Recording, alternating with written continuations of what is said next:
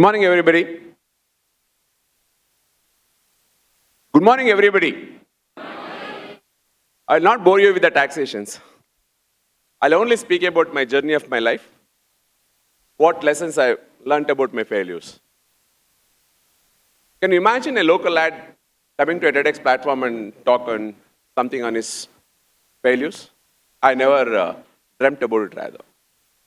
I'm not a big man.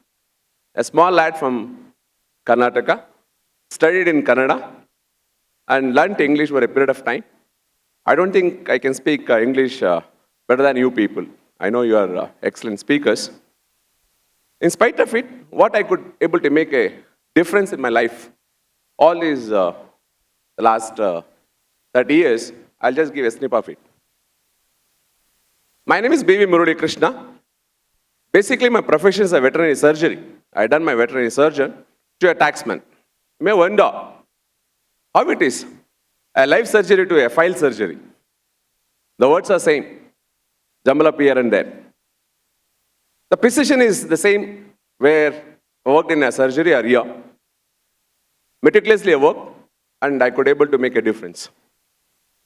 I started my schooling in a small village, Amdet, Tarnahalli, near 80 kilometers from here. I studied my Kannada instructions, Kannada medium till 8th standard. Only in 6th standard they introduced English as a medium of instruction. I learned only A to Z, nothing beyond it.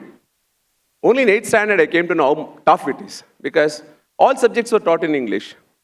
And when I see my peers, my batchmates, when they're speaking in English, I was just fish out of water. I don't know what to do. So always it is the inherent intuition I have. When I look at somebody who is better, I always mark a mark, thinking that I have to do better than that fellow the next time. It took 3 years. I did it. I passed out in flying colors in 10th standard. Then I wanted to get into a private college like you people are studying in a Christ University, in somewhere in Malleshwaram. I have to name a college. They denied my admission. I don't know what's the reason. But still, I didn't stop at that stage. I joined a government science college. Now, no longer PUC courses are offered there. It's a degree college now. It's on Ruputanga Road in front of RBI. There I studied for 2 years. While I was studying for 2 years for PUC, I never knew what to do further. Only my brother at that time said, why can't you do a medical profession? Fine. I took up medical profession. In fact, I got an admission for a private aided medical college. You won't believe. It was not like CET what we have right now. It was a long queue. It's a midnight, if I can still remember, in Ananda Circle. They had made an interview for me. But I could not join the medical profession, MBBS, so-called, because of financial constraints. Yes, I was rejected. But I never looked back. I saw another possibility immediately. I never knew there is a veterinary science course offered in Bangalore. Though I am brought up in Bangalore, I never knew. Because I never got into a bus till 10th standard. You won't believe it. Though I was in Bangalore, I never got into a bus till 12th standard. Fine. I took up a veterinary sciences. Amazingly, you won't believe, it's basically based on a different education standards, a US model. It's not a contemporary Indian studies at all. It's a trimester system of pattern. Every 3 months, there's a one course to be there, 5 years course. It's a very toughest course I knew. But still I started take it as a challenge. So my grades start falling down because several exams, announced, unannounced, midterm, final, practicals, whatnot, within 14 weeks, 6 subjects. Then I sat at a place, I thought over whether shall I continue in this profession or shall I do something else. Then I thought about it, okay, let me give it a try. From that particular time, I never looked back. Once again, my grade started coming up. It's a CGPA, cumulative grade point average, you are all aware of it. But still, somewhere, something is haunting in me. My elder brother, Mr. Ravi, he is my mentor, philosopher, guide and all. He's my senior officer too in the department, commercial tax department. I'm proud to say that. He said, why can't you attempt for civil services? Why can't you do some competitive examination somewhere in 3rd or 4th year? You won't believe, when everybody is studying to finish their degree, I started studying for civil services in the third and fourth year. Even I was traveling to different places for picnic or whatever it is. My only hobby was studying, collecting materials wherever I go. Because unlike now, whatever the materials you can collect it, the information is plethora of information you have. But at the time, to get information is not that easy. It's very difficult. You collected information, still I can, that's what I tell my daughter. You can see my books. It shows where I purchased, which date it is purchased. And that makes me, even now it makes me so immense to look at it, how much the struggle we had at that particular time. So I took my civil services. Before completing my degree, why I'm trying to tell you, you people can take up civil services without completing degree when you are in final year. I took it up. I took up my junior research fellowship to do academics. If something happens here, I have to have a standby. Yes, I took up a junior research fellowship. And before completing my degree in 1986, I cleared my prelims. First time in taking animal husbandry.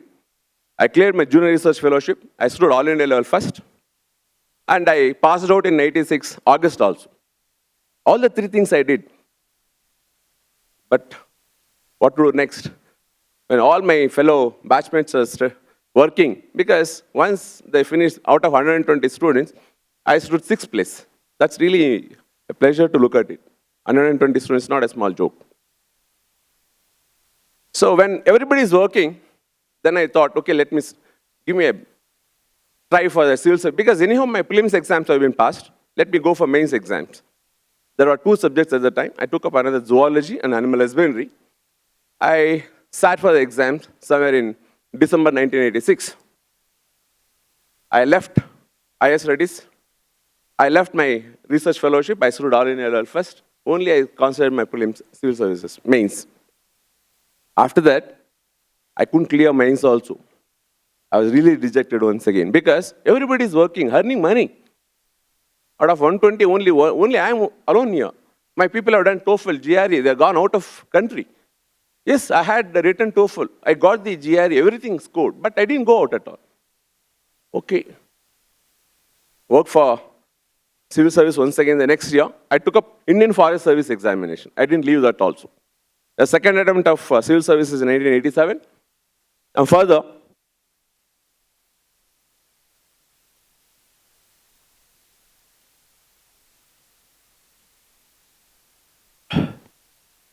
meanwhile, I got a job at veterinary college, Bida. It's just a nascent college brought up in 1984.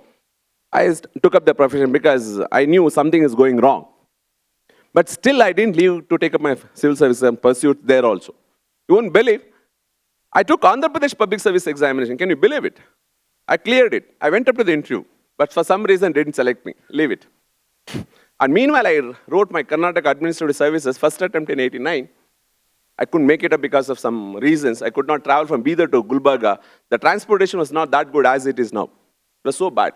If I miss a bus in the morning, 5 o'clock, I never used to get a bus till 9 o'clock. Somehow I missed it. Reasons are several. Leave it. But at that time, my brother got into the services. I lost it. Okay, fine. Though I was working at Bidar Veterinary College, I taught surgery from A to Z. From general surgery till the clinical surgery. Precision cut. I made 3 doctors, 3 batches of 90 doctors I produced. They are very immensely proud about me because I know how I have taught. No compromises in teaching or grading. But still they were asking for it. And meanwhile, I thought, why not I should join for army when some things are not working. I applied for remote veterinary corps. I went for Allahabad interview. There are only 4 places interview, Bhopal, Allahabad, Bangalore, and another place I cannot remember. I went for the 15 days. After the interview, I came to know that they will not select me. Because they never wanted a smart guy. They wanted a person who wanted to follow over there. Because it's basically a different style altogether. But just I want to narrate, at that time also, in fact, Allahabad, it's a confluence of Sangam, Saraswati, Jamuna, and Ganga, Yamuna. I went to pick up water because my mother and relatives told, bring Ganga's pani from there. Anyhow, you're gone. Don't believe, when I wanted to pick up the water, I saw, even now, the water pollution is the same level. Then I thought, it is not worth taking it. Then I just returned from there. I didn't clear remote veterinary corps also. No civil services. What not to do? What to do next? Okay, fine. Let me compromise. Then I looked at where I should not pursue my academics. Then I applied for my post-graduation. You won't believe, I did my post-graduation after my marriage. Yes, she cursed me. Doesn't matter. I did my post-graduation, 1990. And meanwhile, I wrote my civil services once again. I didn't leave at attempts. I wrote my Karnataka Administrative Services too and took up a different subject altogether. Because why I'm trying to tell you, somewhere in the line, if you won't get a proper mentor or a proper guide, if you cannot able to counsel it properly, it's a really difficult task. In spite of it, you have energy to do it. In spite of you have everything to do it, your energy has to be channelized. Otherwise, like different possibilities be working on it. Doesn't matter. Whatever the hard work you have, we should not give up. Then finally, I cleared that. But I cleared my PG. During that time also, you won't believe, I imported the materials from Finland to do a different aspect when compared to somebody else. There's somebody else is doing something.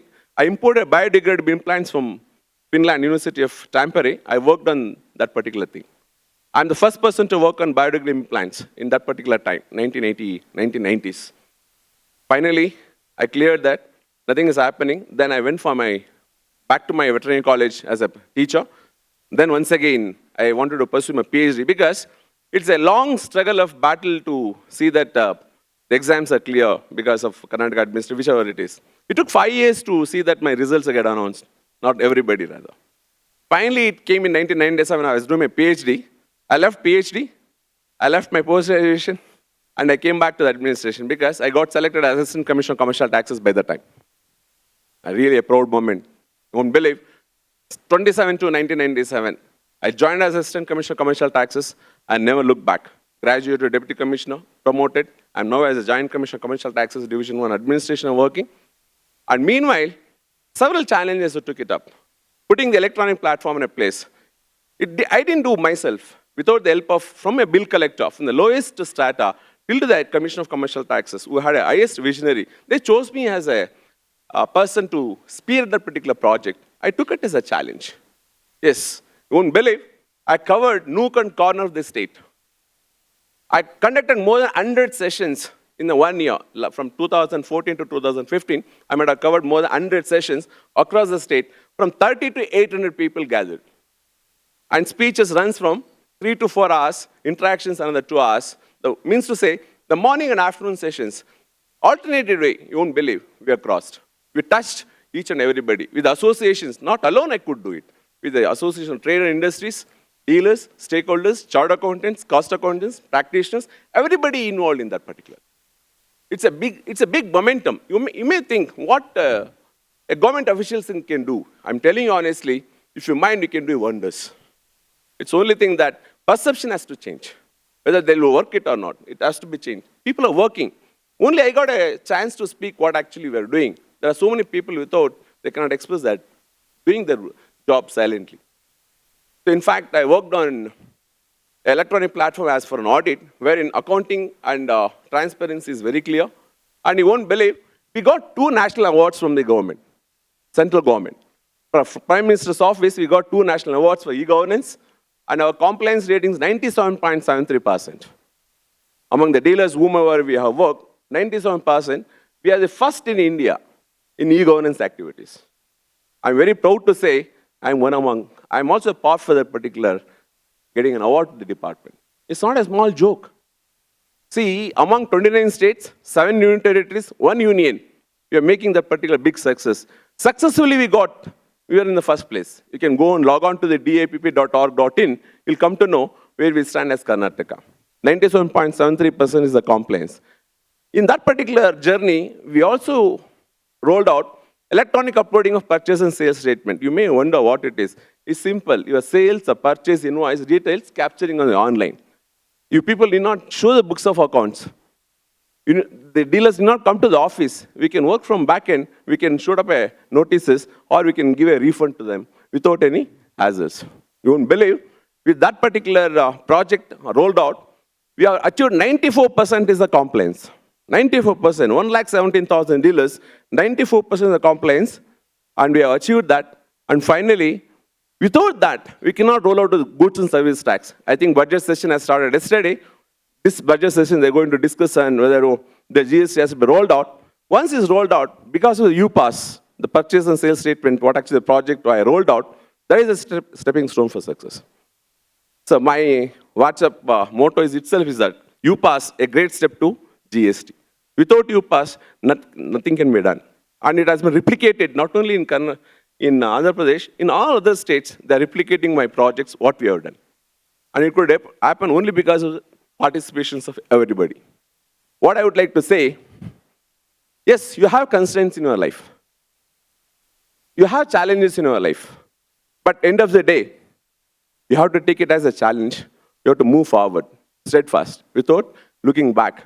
Yes, you should not give up. Yes, there are difficult times. Don't give up. If there are bad times, don't give up. Be passionate what you want to do. Believe in yourself. Believe in your intuitions. Yes, you can achieve the success. See, success is not an accident, to quote from a Peles, a football champion. It's hard work, perseverance, learning, studying, sacrifice. Most of all, love what you're doing and learning to do. I would like to repeat once again, love what you're doing or learning to do. That's the greatest. It means if you pursue, if you are passionate about what you want to do, yes, success is yours. You can achieve. Don't think that I have already achieved some success. Yes, there's a long while to go. Whatever you could have to achieve something, I thought let me share with you all people. And I'm very thankful to the TEDx platform and to the organizers who have given me a time to come and share my journey of life, lessons from my failures.